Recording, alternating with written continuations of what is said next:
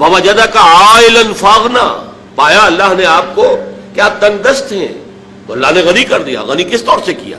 حضرت خدیجہ سے شادی ہوئی 25 برس کی عمر میں، جو عرب کی متمول ترین خاتون، ان کی اپنی فرمائش پر یہ شادی ہوئی، انتہائی محبت کرنے والی۔ تو واقعہ میں آپ کو سنا رہا تھا کہ اس زمانے میں یہ 25 برس سے لے کر اور 40 برس کی عمر شریف کے مابین کبھی یہ واقعہ پیش آیا ہے کہ حضور ایک دفعہ کہیں نکل گئے مکے سے باہر، مختلف وادیاں ہیں، پہاڑ ہیں، پہاڑوں کے مابین وادیاں ہیں۔ ایک وادی میں آپ نے دیکھا وہ قبیلہ آ کر پڑاؤ ڈالے ہوئے ہے، انتہائی مفلوق الحال، بھوک کی وجہ سے جسم سوکھ کر کانٹے ہوئے ہیں، تن پر کپڑے نہیں ہیں۔ حالت دیکھ کر آپ آئے، انتہائی ملول اور غمگین ہو کر گھر میں آ کر چادر لے کر لیٹ گئے۔ اب پوچھا حضرت خدیجہ نے کیا ماجرا ہے، کیا معاملہ ہے؟ آپ نے فرمایا میں گیا تھا باہر فلاں وادی میں، میں نے یہ دیکھا فلاں گھاٹی میں ایک قبیلہ ہے، پڑاؤ ڈالے ہوئے ہیں اور یہ حال ہے۔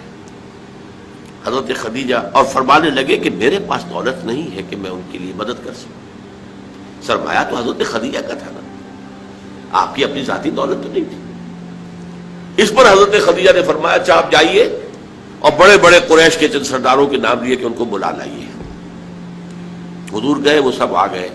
اتنی دیر میں اتنا بڑا ڈھیر اشرفیوں کا حضرت خدیجہ نے لگا دیا کہ جب حضور آ کر بیٹھے تو اس کے پیچھے چھپ گئے، اور پھر کہا ان سرداران قریش سے مخاطب ہو کر آپ سب لوگ گواہ رہے میں نے یہ ساری دولت محمد کے حوالے کی صلی اللہ علیہ وسلم، وہ جیسے چاہیں اسے خرچ کریں۔ تو ایسی بیوی جس نے ساتھ دیا،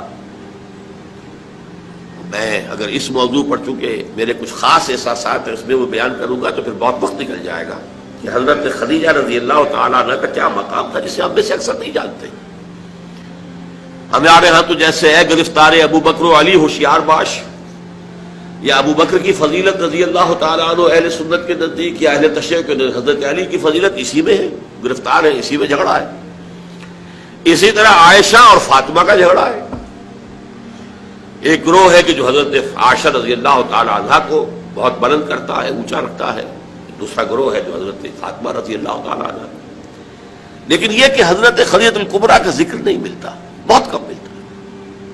لیکن حضرت فاطمہ کی والدہ حضرت خدیجہ جو صدیقۃ الکبریٰ ہیں، ان کے نام کے ساتھ کبریٰ اس لیے جمع ہوا ہے، صدیق اکبر، الصدیق الاکبر ہیں حضرت ابو بکر رضی اللہ تعالیٰ عنہ، الصدیقۃ الکبریٰ، جیسے حضرت مریم کے بارے میں آتا ہے قرآن میں کان امہ صدیقہ، تو اس امت کی الصدیقۃ الکبریٰ حضرت خدیجہ رضی اللہ تعالیٰ عنہا۔ اور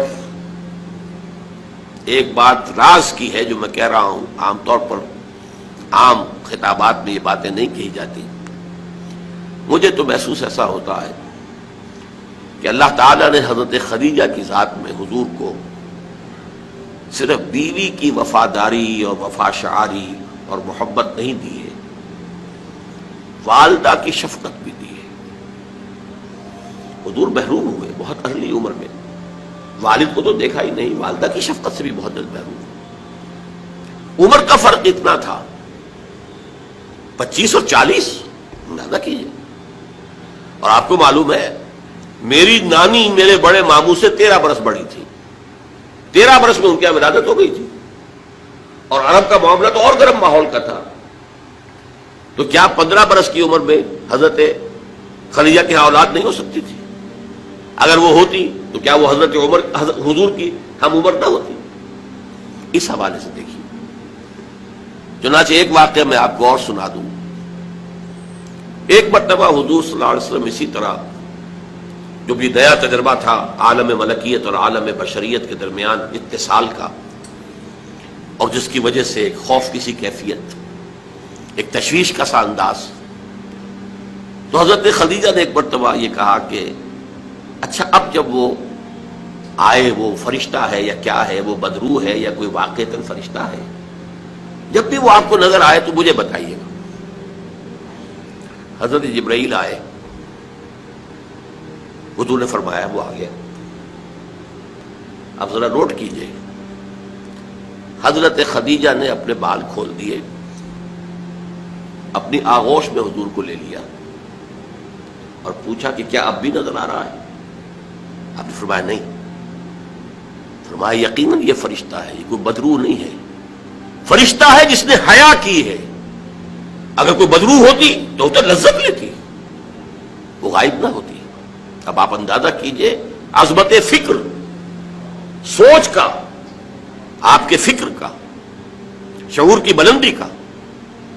بہرحال سن 10 نبوی کا تذکرہ کر رہا تھا، حضرت خدیجہ کا انتقال ہو گیا، ابو طالب کا انتقال ہو گیا.